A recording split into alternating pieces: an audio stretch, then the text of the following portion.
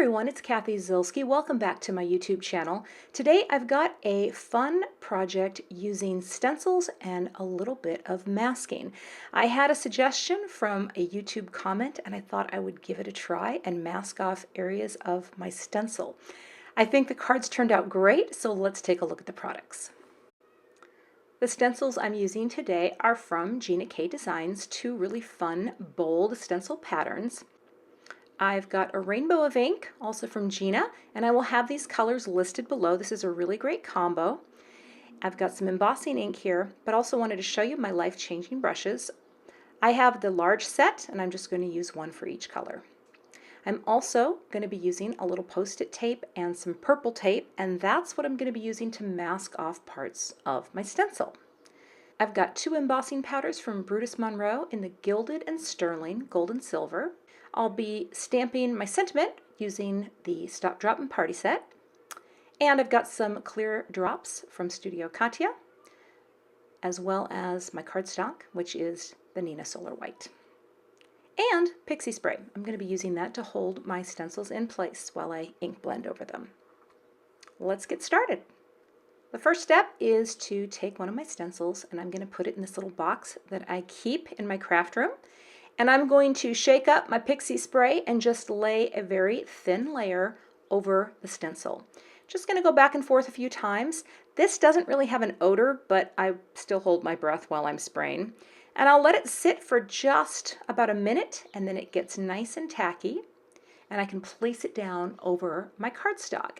And what's nice is when you have a really detailed stencil like this, it keeps all those little openings firmly placed so they don't move while you're ink blending. Now I'm going to center this over the stencil because I want to mask off an area for my sentiment. And I know that I'm going to be using that die to trim it out, so this looks pretty good. And I'm going to start adding color. Now you'll see later in the video that I didn't really place my tape in an ideal location, but never worry, the process here for the ink blending doesn't change. All I'm doing is working my way around in rainbow order. 3 colors are going to go on the top and 3 colors on the bottom. And I didn't really want to have much fading going on because I really wanted this to have a nice saturation of color. But you can see that rainbow order on top. Roy's on top, G-Biv is on the bottom. So the bottom, I'm going to bring in my green and my blue, and the last color is the purple. Now this purple that I have, I love it. It's wild lilac, but it's a little dark, so I tapped off a lot of the extra before I brought my brush into the stencil and paper. And that's it. And you can go over and sort of blend the areas together. And now when I peel off the tape, I've revealed this nice crisp center. And when I take the stencil off, just like that, I have this beautiful rainbow of pattern. Now, one thing I wanted to point out, if you ever have any like marks, or I call it just like little bits of schmutz, you can take a mono sand eraser. This is a great tool to have in your craft room and just kind of lightly go over where you see the little things and erase them. Now I've got my die in place and I'm holding it down with a little purple tape. And yes, my plates look really nice and clean. Someone commented on that. I replace them frequently. But there's my panel. Now I'll bring the piece to my MISTI, and I'm using a creative corner just to get perfect alignment of my sentiment. Go ahead and pick that up with the MISTI door. And I'm going to go quite heavily with my Embossing Magic powder bag because I don't want any of my powder to stick where the ink is. And I'll use my embossing ink and just ink up my sentiment, press that down, and I'll just use nice even pressure. I like to use my little Swiffer cloth to go over and press that down.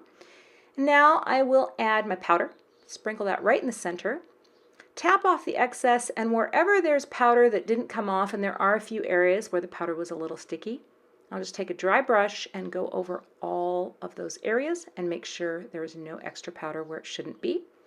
Get my heat tool nice and hot and bring it to the paper and quickly melt the embossing powder for a lovely shiny gold sentiment. I think that looks great. Next, I'm going to score my card base. This is going to be top folding, 5.5 tall by 4.25 wide, which is a standard US A2.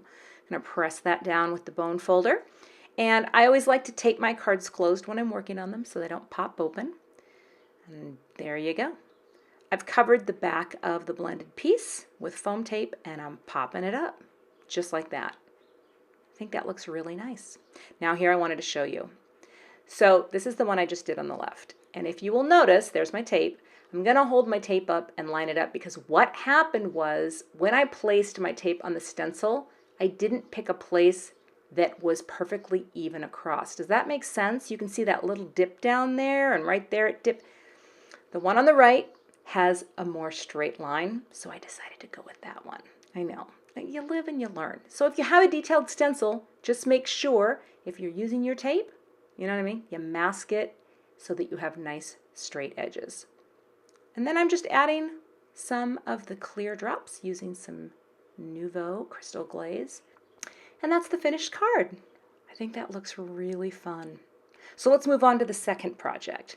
I'm taking the Thermoweb purple tape. This is the 1/2-inch tape. And then I'm going to take just a tiny few pieces because there's a tiny bit of excess circle there that I want to cover. And then I took a circle die and cut that out of some masking paper because I want to cover up that center opening because I want to create a nice clean area that runs across the center. Now I'm going to take another piece of Post-it tape just to mask off the bottom.